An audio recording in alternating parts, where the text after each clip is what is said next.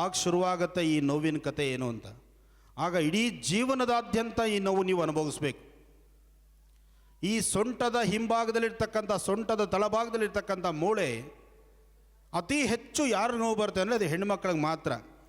ಹೆಣ್ಣುಮಕ್ಕಳಿಗೆ ಸೊಂಟದ ನೋವು ಕೈ ಎತ್ತಿ. ಯಾಕೆ ಅಂದರೆ ಈ ಸಿಸರಿನ್ ಆದರೆ ಈ ಸಮಸ್ಯೆ ಇರುತ್ತೆ.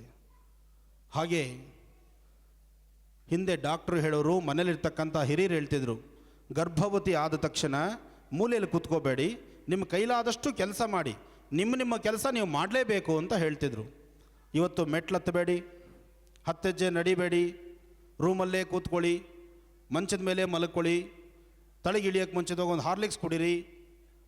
ಇದೆಲ್ಲ ಯಾತಕ್ಕೋಸ್ಕರ?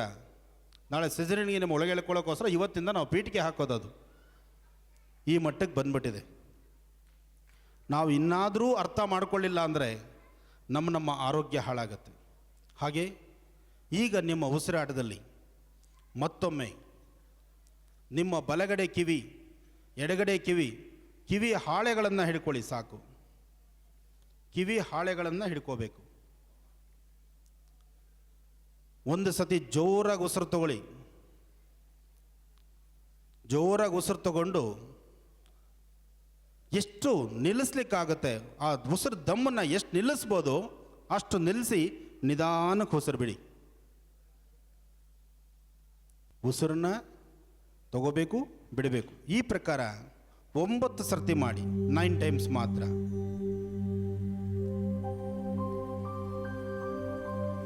ಒಂಬತ್ತೇ ಸರ್ತಿ, ಜಾಸ್ತಿ ಮಾಡಬೇಡಿ. ಆದಮೇಲೆ ಯಾರಾದರೂ ಒಬ್ಬರು ಕೈ ಮೇಲೆ ಕೆತ್ತಿ.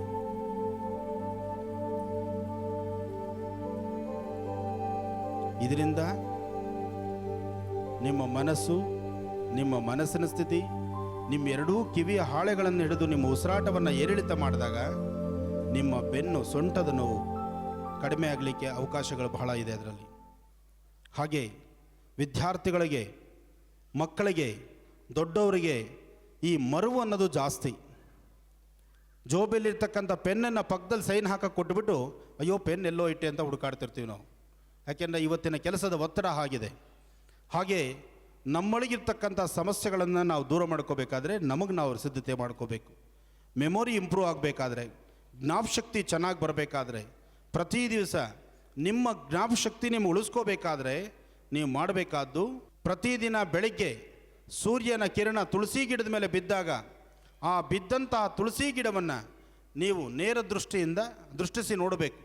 ನೋಡಿದಾದ ನಂತರ ನೋಡಬೇಕಾದ್ರೆ 21 ಸರ್ತಿ ನಿಮ್ಮ ಉಸಿರಾಟವನ್ನು ನಿಮ್ಮ ಮನಸ್ಸಲ್ಲೇ ಕೌಂಟ್ ಮಾಡಬೇಕು. ಮನಸ್ಸಲ್ಲಿ ಕೌಂಟ್ ಮಾಡಬೇಕು, ಗಿಡವನ್ನು ನೋಡಬೇಕು.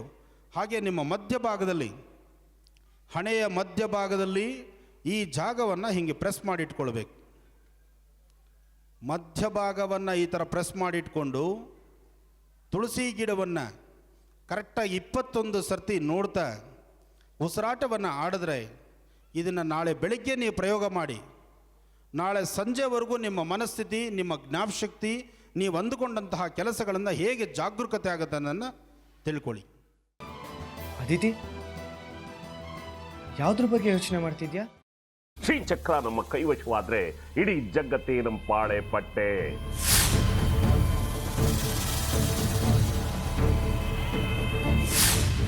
ನಾವಿದೀವಲ್ಲ, ನೀವು ಯಾಕೆ ಚಿಂತೆ? ನಮ್ಮ ಆಸೆಗಳೆಲ್ಲ ಪೂರೈಸುತ್ತೆ. ಅದಕ್ಕೆ ನಾನು ಹೇಳಿದ್ದು ನಮ್ಮ ಜೊತೆ ಕೈ ಜೋಡಿಸು ಅಂತ.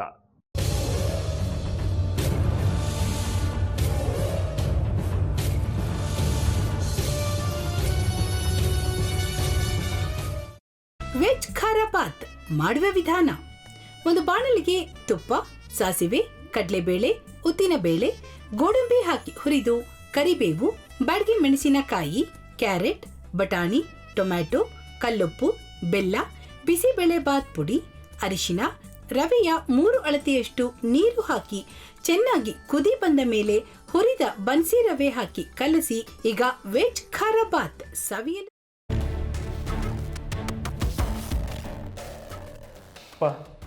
ಇಷ್ಟೋ ತನಕ ಡೆಲಿವರಿ ಆಗಿಲ್ಲ ಅಂದರೆ ಅಕ್ಕಂಗೆ ಏನಾದರೂ ಪ್ರಾಬ್ಲಮ್ ಇರ್ಬೋದಾ? ಆ ಥರ ಏನಾದರೂ ಇದ್ದರೆ ಡಾಕ್ಟ್ರು ಬಂದು ಹೇಳ್ತಿರ್ಲಿಲ್ವ ರವಿ?